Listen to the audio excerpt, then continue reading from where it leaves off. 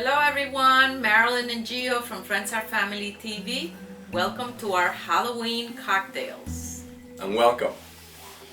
So today we're doing our cocktail section different from the mukbang, and we're inviting you along just to be part of the festivities. So what do we have here? Oh, we have a little of a Halloween. We have a guest, and our guest is... Oh. We have a guest. We have set him up with a Halloween outfit. He's known as the Trasher. Very good. All He right. lives here. So Mr. Trasher, welcome as well. We have some Halloween items here that we put out, and we're gonna be picking on some items, some olives, some mushrooms. We have a couple of drinks that we're also going to be enjoying today. Like Hypnotique. Correct. I know we are not an affiliate marketing for Hypnotique, but it's really great. A little bit of Alice. So this What is is gonna that? be. I think it's. Let me see what this is. It's called Blue Passion. Exotic passion fruit, cherries, and ginger with premium French vodka. Did you just get that? I just got that. So let's Wow. open it up. That'd be great. I will Hey. have some of that, and I will let you know what it Kind of tastes like. looks like the. It looks like, yeah, the color is The pretty much the Hypnotique is same. Yeah, color is pretty much the same, but we'll see. Is it like an offshoot of that? It's almost like another Probably, type of Hypnotique. probably. So here we go, and to you. Mmm. This is really good. This is good, and I have a little something in there, so. Yeah. But that's okay. Something that fell from his The Trasher. outfit, from the Trasher here. A couple of little threads in there, no problem. They just add flavor.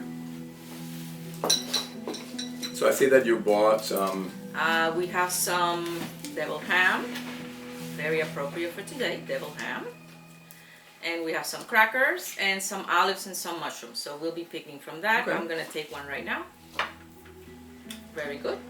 So in Halloween, I kind of think of our house because our house is built in the month of October, but of 1880. So it's an older home. It's a very old. It's It's an a older much an home. older home. So we're looking at next year about what, 20 and 20, so that's like 140.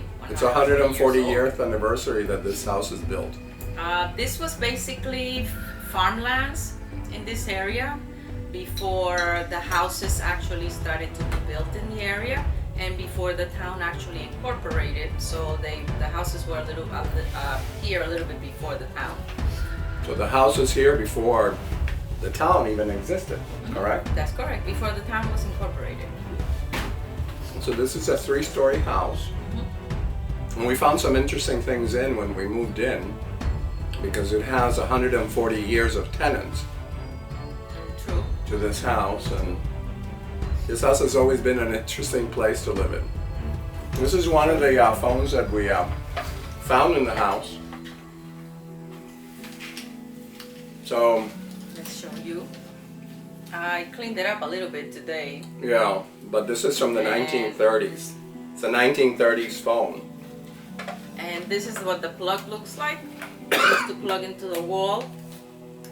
And the plug on this side, it's all plastic. This is all plastic. So the weird thing about this phone is this, that when we moved in, it was plugged into the wall because some of the outlets here were really old. We're old, correct.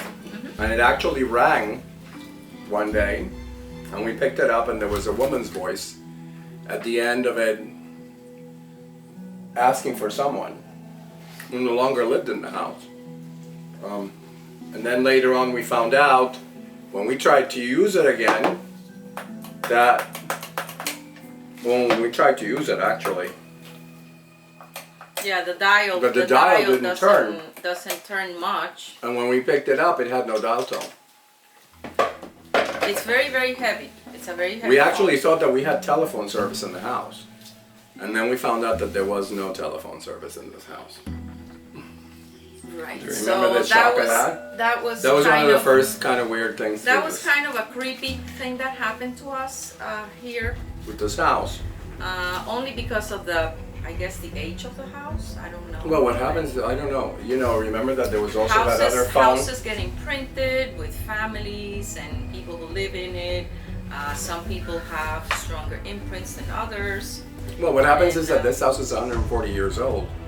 So back in the 1880s, when this house was built in 1880, so from then on, it had families in it. And funerals, when someone died, the room that we're sitting in, this is the dining area, and this is where the caskets were set out for family viewing. Very appropriate talk for Halloween.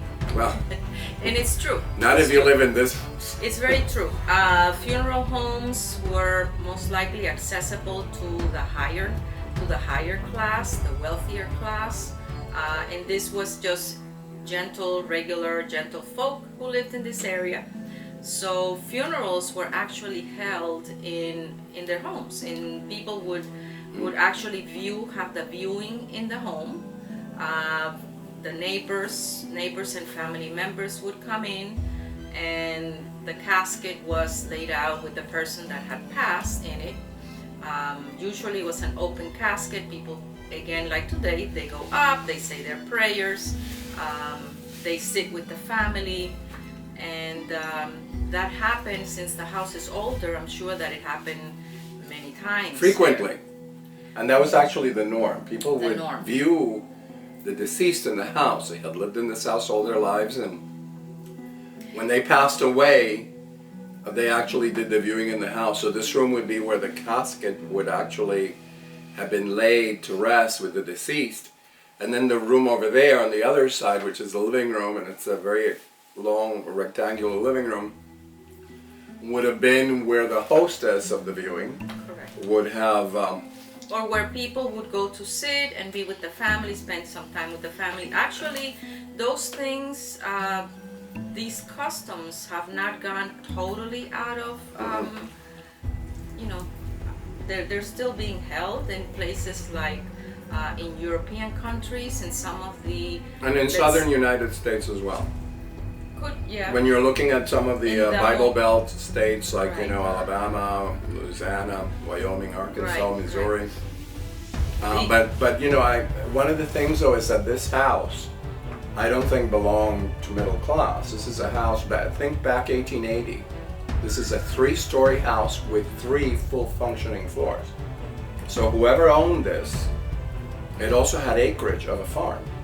So whoever owned this must have been a person of means to have been able to afford this. You know, people then were living in little 1-bedroom apartments in the city of New York next, you know, so meanwhile for somebody to live in 1880 in this house and to have it built. But also families lived 2 and 3 generations in That's true. People lived many generations in one household. So the 3rd story is fully functional. It has bedrooms and it has its own staircase and it has high ceilings. Correct. So everybody pulled in their work, and because of the different generations that lived in the homes, then that's why you had, you know. I think one of the things that attracted us to buying this house was because of its age. Right. Correct. Correct. So originally that kind of attracted us to buying it. It's it's a Victorian house actually. But remember when we moved in here, it had still very dark paneling, and it did. And you know, now you look at the background and it's very light, and we kind of remodeled and renovated inside without losing its appeal. It has a center staircase, which is very typical of the Victorian era. Long hallways, large rooms, high ceilings. High ceilings, right. We had to go through layers of wallpaper to take that out. Of all epochs. And, I mean, we saw wallpapers of the 50s, of the 70s, yes. of the 80s. There's like layers of it. So they would hold, again, the vigil in this house. And in fact, people that were poor, but whose boss owned a home like this, they would have the viewing at their boss's home as a favor. Oh, really? Yes, okay. So that's also something else. And that was done as a sign of respect for their employee. To that one family.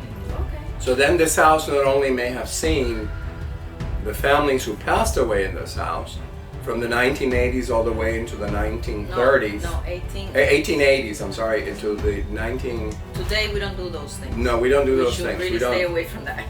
We should go to a funeral home. Today we have them. We've been going to funeral homes for many decades now. Actually, when I visited in Europe, we traveled a couple of times and we visited some friends of ours who... Where was that? Was it in Spain or in France? Spain. It was in Spain, and it was in a remote village. And we attended a viewing in a home, and this was maybe 25, 30 years ago that this happened.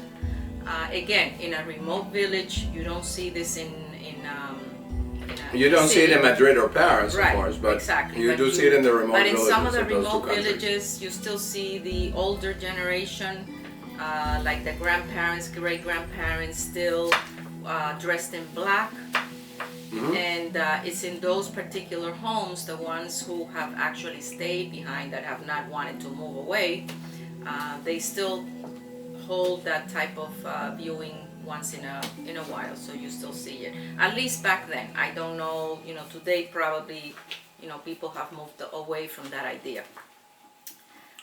I don't know, because what happens is that in those remote villages, again, you don't have funeral homes. No, not in the villages. In those themselves. villages, basically you have a But grocer store, they've come a long way. a grocer, and the electrical utility and stuff, but Right, really right. those are specialized services. Right. So I don't know. I mean, people say that when we bought this house, we didn't think about it. No, that is true. That is true. No, it hadn't even gone through our minds. No.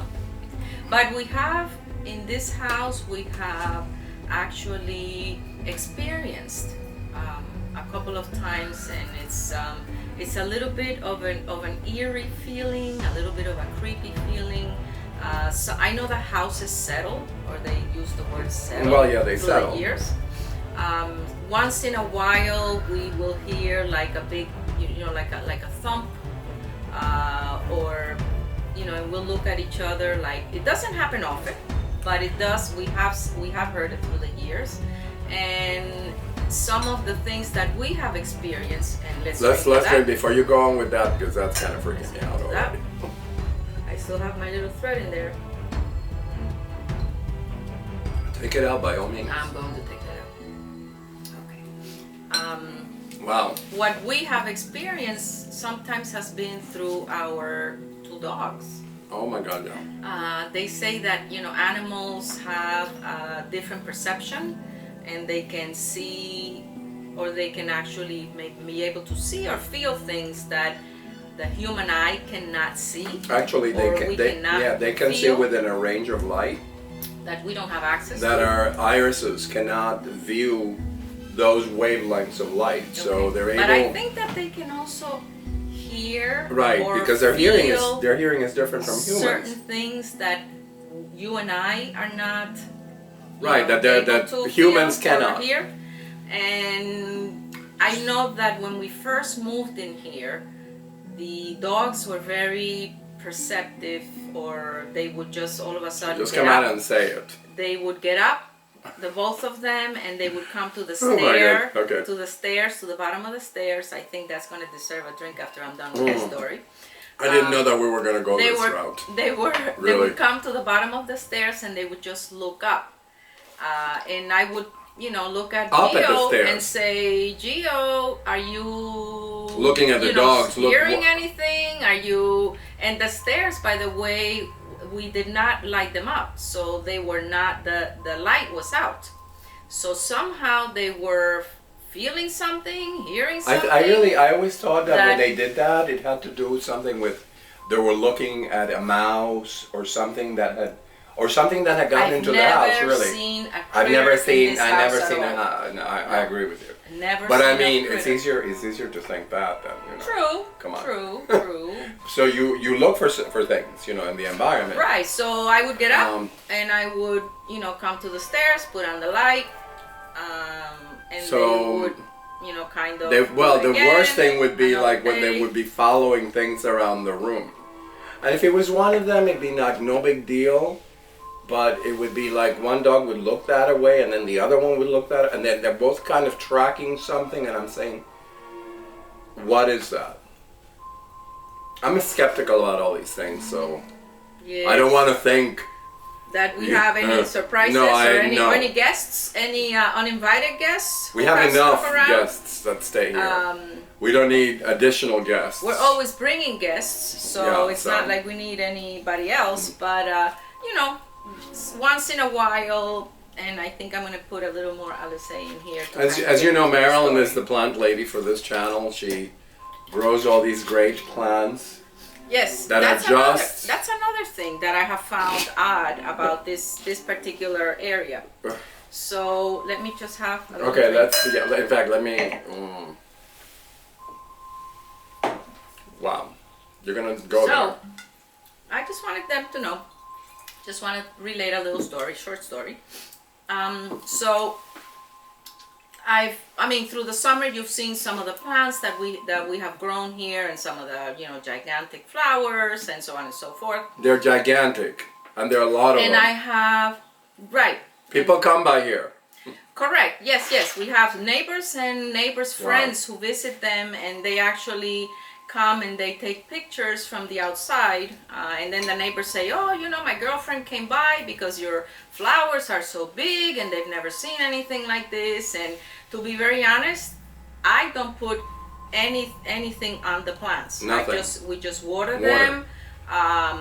I don't put anything in there because I love my pollinators and my birds. We have our dogs. We have a lot of neighbors who have pets, so I don't put anything in there. So to there's no make them growth grow. enhancing formula. No, there's no used for the hormones. plants There's here nothing whatsoever. going on the ground. Only water and whatever Mother Nature sends our way. And then these plants, we make a hole, we put them in, and all of a sudden they just take off, and they're beautiful and they're great, and they take very little But care. they're huge. And the flowers They're huge. are huge. You read the package insert for the bulbs that you buy, and they're supposed to be this big, and then it grows like twice the size. They grow Which is big. so weird. I mean, they look weird. And besides that, another thing that has always struck me Look. odd through the years is I supplement all of these plants with packets of seeds. Now, some of the plants that grow here are annuals.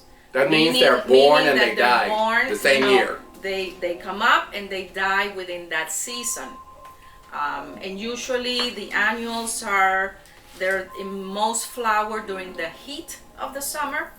So I put down the seeds maybe in April after the last frost. I make my little trench, put the seeds, and they flower throughout the season, and I expect them, never to see them again, so I buy another packet. For the last few years, I haven't needed to do that because the morning glories, which are I annual, don't know if we And have they're shown supposed those. to die. I don't know if we have shown those yet, but I have them in several colors. They're I don't think I've beautiful. uploaded that video yet, but yeah, there they are. So that's coming up. The morning glories are annual flowers, They're supposed to die. and they're supposed to just grow during that season, and then you have to put down seeds again. Again, they're supposed to die. Ours have just, They just there's come a back. profusion of them. I used the same seeds from the same plant. I gather those seeds in a little can or whatever I have that has a lid, and I keep them for the next season, but I end up putting them somewhere else because where they grew the prior year, they're coming back. And Well, they they- have kept yeah. coming back for seasons, for That's several that years. I made that joke that those are your resurrection plants. So those we They keep call them, he resurrecting. calls them our resurrection plants. The same happens with But other plants. that are biologically, annuals. they're not supposed to be there. No, they're not. They're not. They're not supposed to be there. Do you see my point? Right, How weird that is? Because of our winter. Our winter, this is a We have harsh, severe winters in this severe area. winters. We get, we get snow, we get ice storms. So these seeds are supposed to not even be dormant. They're supposed to just go away and then new ones. But we get those, and Yeah, I haven't had to buy new seeds because I use the seeds from the plants from the prior year. Put the them ones that somewhere were else, reborn and, again, actually. and they You get use the resurrected seeds. somewhere else. This is what I'm saying. It's like, not only do those come back, but then you take their seeds, plant them somewhere else, Right. and then those are like the baby seeds of dead plants The seedlings that are born from, again. Yes. It's almost, these are like your damn vampire plants. So I It's have not resurrection, them, it's like vampire plants, okay? Do you realize it's vampire plants? Well, very appropriate for Halloween. Oh yeah, okay. I love it. Maybe we should not put out this video. Yeah.